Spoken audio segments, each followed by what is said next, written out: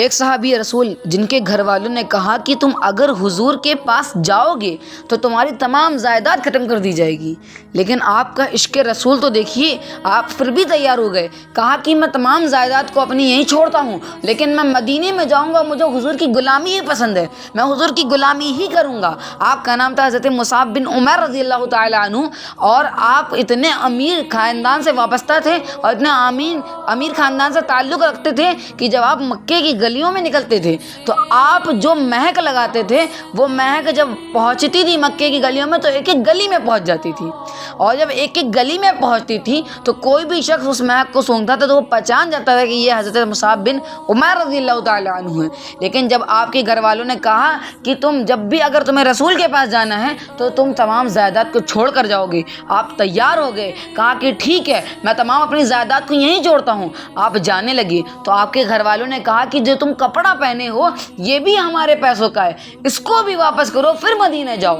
اب کون ہوگا جو اپنی اتنی عزت اپنی چھوڑ دے گا؟ لیکن حضور سے عشق کرنے والے سب کچھ قربان کر دیتے ہیں۔ کہتے نہیں، نبی سے ہو جو بیگانہ اسے دل سے جدا کر دے، پدر مادر برادر جان و مال سب ان پر فدا کر دے۔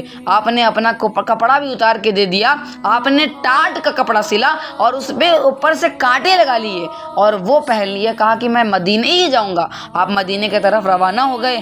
آپ کے ماں باپ نے یہ کیا کہ گنڈوں کو بلایا اور کہا کہ یہ جو میرا بیٹا ہے یہ مدینہ جا رہا ہے، اس کو اتنا مارو اتنا مارو اتنا مارو کہ اس کا عقل ٹھکانے آ جائے، یہ واپس گھر آ جائے۔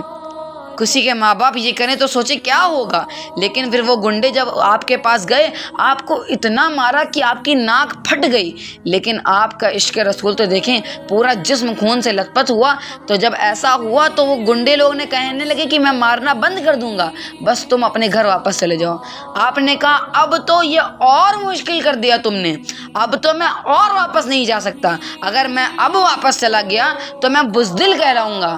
آپ چلنے کی حالت میں بھی نہیں بچے تو آپ گھسڑ کے رگڑ کے چلتے ہوئے 9 دن کا سفر طے کیا اور آپ مدینہ شریف چلے گئے۔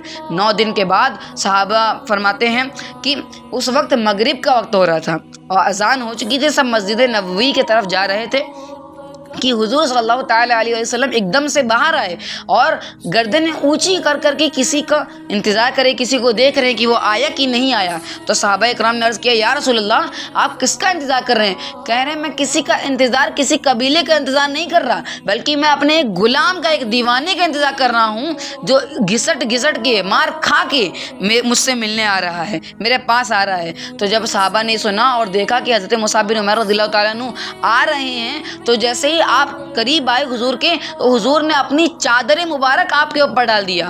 آپ کے اوپر جیسے ہی چادر مبارک حضور کی پڑی، آپ کو لگا کہ اب ساری درد ختم ہو گئی ہے میرے جسم کی، جو مجھ میں تکلیف تھی، آپ خوشی سے بےتاب ہو گئے۔ اسی کو ہم لوگ کہتے ہیں یا رسول اللہ ہر ستم ہر مصیبت گوارا ہے، بس ایک بار تم کہہ دو کہ یہ شخص تمہارا ہے۔ اللہ تعالیٰ ہمیں حضور سے خوب محبت کرنے کی توفیق عطا فرمائے۔